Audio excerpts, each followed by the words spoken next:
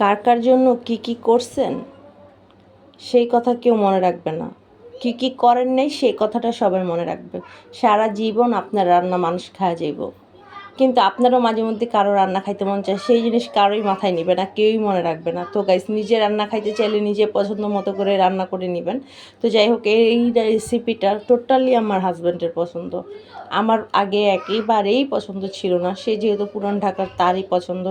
তো আমি কিভাবে রান্না করি আমি এর আগেও একটা ভিডিও দিয়েছিলাম। তারা বলে এই মাছটাকে নাম বলে পীর বদল, আমাদের গ্রামের ভাষায় আমরা বলি লাল চেউয়া, বা হচ্ছে যে কি বলে চেউয়া মাছ, এই দুইটার একটাই বলি।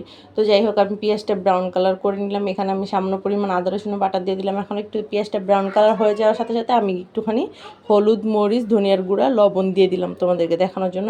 একবারে বাটির মধ্যে নিয়েছি, দেখিয়ে দিলাম। তো গাইস, তোমাদেরকে সুন্দরভাবে কষাতে হবে এই মশলাটা, সুন্দরভাবে। দেখো কালারটা কত সুন্দর আসছে আসলে।